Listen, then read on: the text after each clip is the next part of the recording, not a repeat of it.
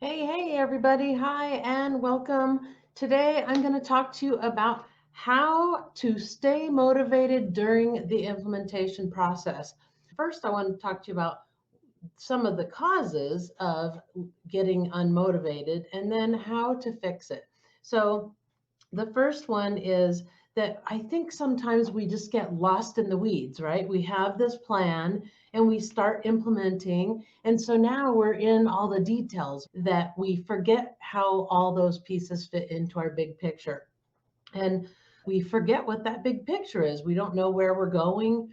We forget, and we can get sidetracked, right? Or derailed by simply looking at your Facebook feed. You might see a different approach to something and you think, oh no, do I need to start completely over? And so that's the other part is just having confidence in that big picture and knowing that your big picture is really the right direction to go in and not you're just not just trying things randomly, you're not just going some latest trend or fad or whatever. And so those are some of the problems. The other one is definitely we can get bored with long processes. And then the other is that we're focusing on the wrong results. And sometimes those results could be we're focused on, sales or likes or whatever, when maybe we really need to be focused on metrics because those metrics that we collect can help us see the progress in our big picture, right? So think about your email marketing. If you currently have a really low open rate, then your goal would be to start doing some things to increase your open rate. Well, that boils down to the headline of your email, right? What's that statement that you're making on that email? And so if you start looking at the statistics that you're gathering or the metrics that you're gathering, you can start seeing where things fit in, right? Like what action do you need to take to improve that particular metric? So, how to fix this problem with losing motivation? So, one is to work in sprints. When we work in sprints, we have a shorter fixed period of time, and that sprint actually has a goal. And so, if you, I mean, you could do a sprint with your daily, weekly, monthly work and your projects.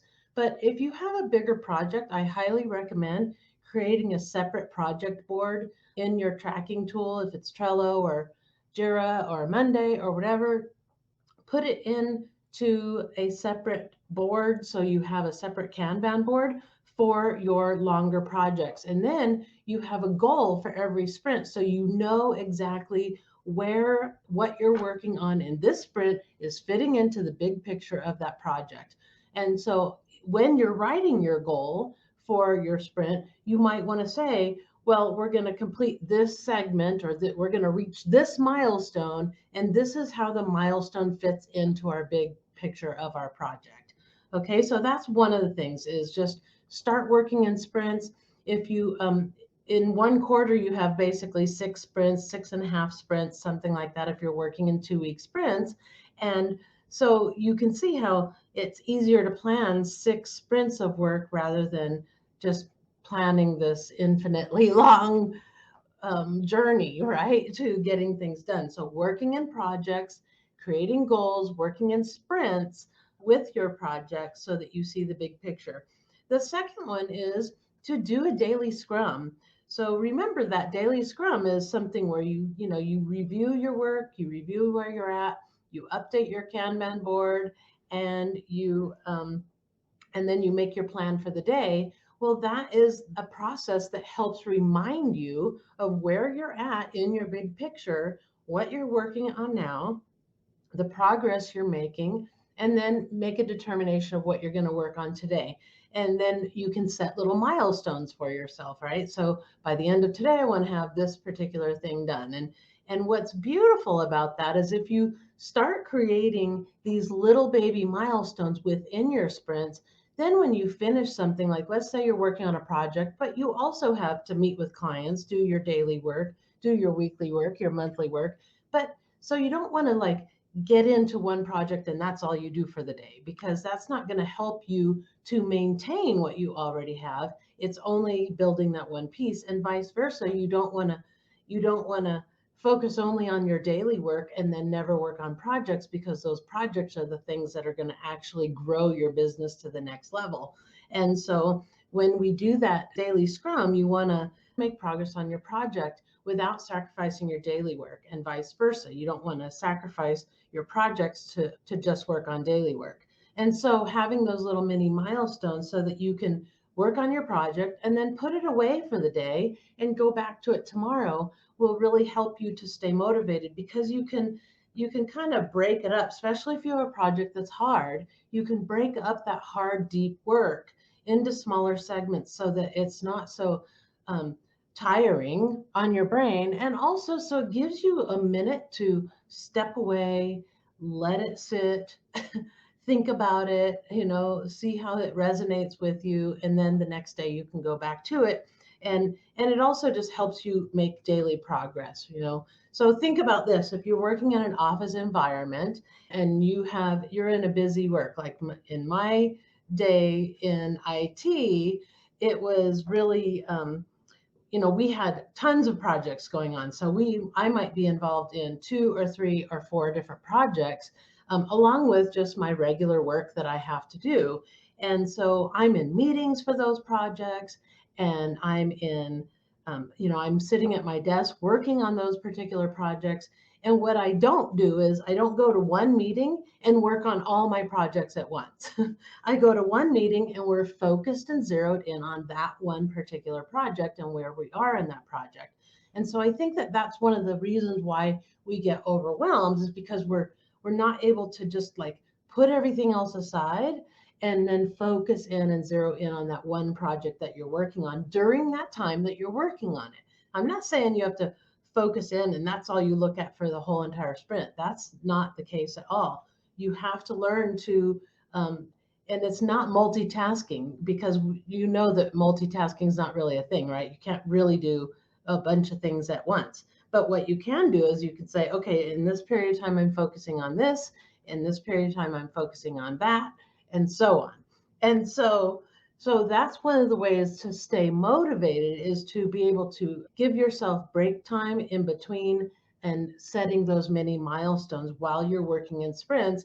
And that daily scrum is going to help you to remind yourself of exactly where you were. And in fact, if you do a daily scrum at the end of your day and at the beginning of your day, at the end of your day or the end of that period of time when you're working on that particular thing, if you just make some notes to yourself in the card that's tracking that particular task, you can help yourself pick up right where you left off, so that you're not scrambling around taking an hour to just get yourself refocused again, right? You just quickly review and you get right back on task. So the other thing too is a sprint review.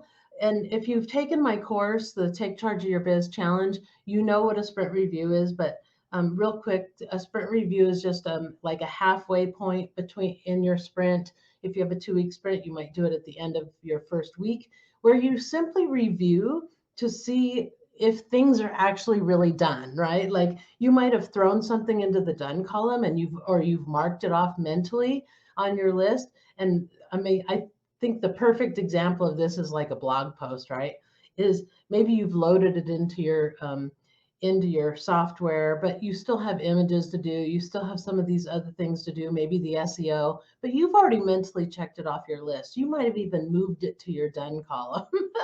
And so the review period is just for you to review all the things that you claim to be done and make sure that they're truly done. Done is done, right? And that's not to say that you're not going to have pieces that I won't have at this time.